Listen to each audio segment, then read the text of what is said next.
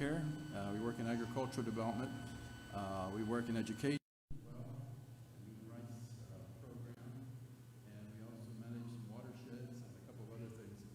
But we have a Christian-focused, holistic approach to what we do. We try to include in an area that we go into, we're probably in most areas 15, 18, 20 years, and so when we leave, you can see a notable change. The important thing is that what we try to do is that all development should be sustainable. We see so many programs that come to Honduras in 2 or 3 years, 4 years, and all of a sudden they go and there's nothing left. In other words, there's no residual effect. It really hasn't made a change. We sort of like to stay till we see the change happen. At least change in the chip upstairs and the way people react, and have people own the development. So we've been trying to focus on that and make our program sustainable over the period of years. We have, there we got something, community health programs. We basically have set up a network of local human infrastructure. These are volunteers from the communities that we have trained over a period of years. This program's about 35 years old right now. And we have set up a program called community pharmacies, community-owned pharmacies where medicines are sold by the community at a low price. It actually earns a little bit of money on it. And it's a building project. In other words, the community feels that they own something that belongs to them. So the human infrastructures, we have what we call barefoot nurses, which we've and we call them barefoot because they don't have much more training than that. But they are people who we train them very well to handle probably 70% of the healthcare needs in areas which are very rural, areas where the government does not arrive with, or where it has health centers and that kind of stuff. So the program has a pretty good impact, and it's grown quite a bit. We also do a lot of weighing of children. We look a lot on the nutrition and help mothers to basically, where the children have a lot of problems of malnutrition, especially in years where you have rotating coffee crops and that kind of stuff, and the families leave to harvest coffee. So the kids come back from that very malnourished. So we've trained mothers to make their own baby food in the rural areas so that they can bring their children back. Right now we have, in addition to other things, we have a campaign we're examining women, and we work in central and most of western Honduras, and also in some areas here of Tegucigalpa around Flor del Campo. But out there we're taking mothers and examining them for cervical cancer. Last year we had about 6,000 cases, about 4,000 cases last year, and we're going to try to increase that a little bit this year. But most women in Honduras never have cervical examinations, and many times they end up having tumors and other things which can be prevented if you get to them in time. So we do that, and then medical brigades, health things, agriculture development. We do a lot with ag because this is part of the holistic development. In other words, you can't tell people you got to have a better diet if they don't have more food to eat. So we try to do that kind of thing, but we've tried to diversify farmers into growing things for the market. So these farmers, their produce that they grow goes to Walmart, to fast food restaurants in San Pedro Sula, and it's not only growing and changing technology, but it's also the whole thing of marketing, which is very important. And then this is part of our farm center we have out in western Honduras, where we produce vegetable plants. Those greenhouses produce about 3.5 million plants per year, which farmers use to grow vegetables that come into the market. The vegetables don't come into this market because it's too far away. But we have a packing house where the vegetables are brought and then shipped from there to San Pedro by truck.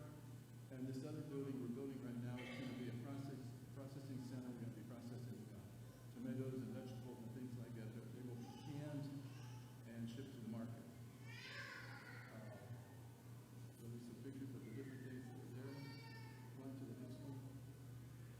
During the last two hurricanes that hit Honduras, there's been a lot of damage, and we're still working on that. It's been a slow process, and we're in an area called Santa Barbara, an area which is beyond, a little bit to the northwest of the Sula Valley and up along more towards Guatemala.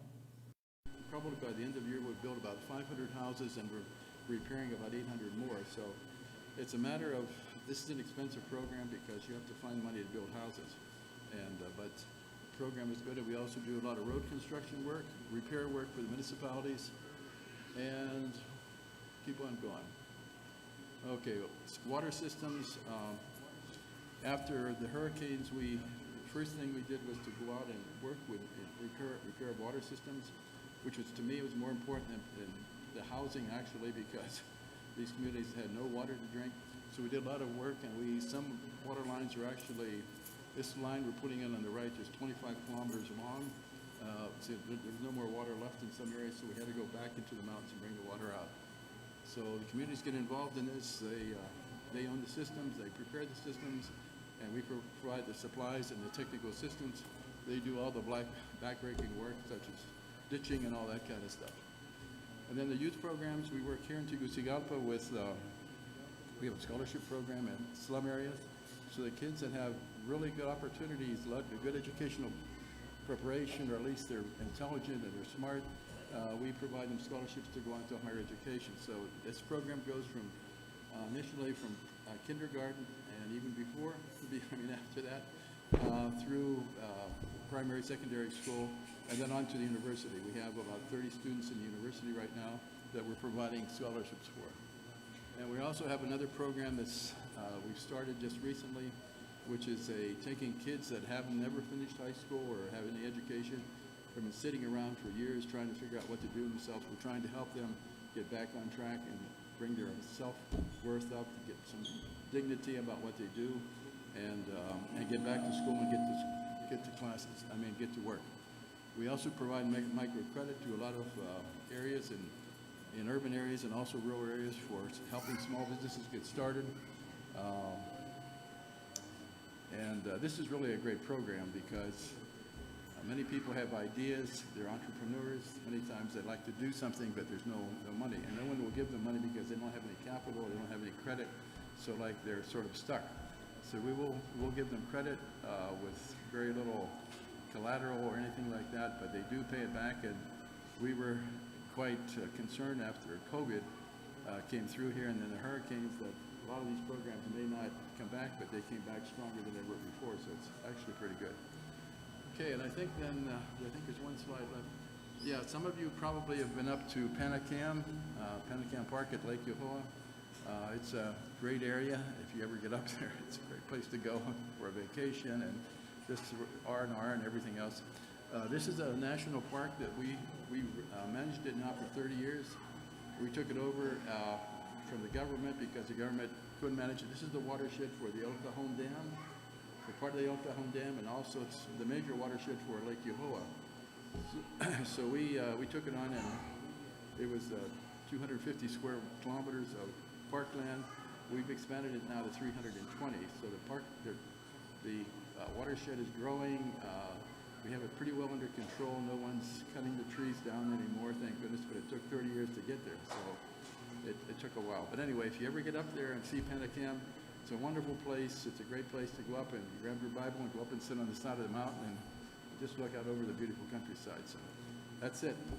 Hope that in your time that you have in Honduras, you can get out and see some of these places. Honduras is a beautiful country, great people. Great people, and we're going through some rough times right now. The country is struggling to make it. I think we should keep Honduras, the Honduras government, and Honduras people in their prayers because the needs are great, and that's why so many people are leaving this place to go back up to go to the States. We have to keep them here and figure out ways that make sense to stay here and make this country grow again and be great. Thank you very much.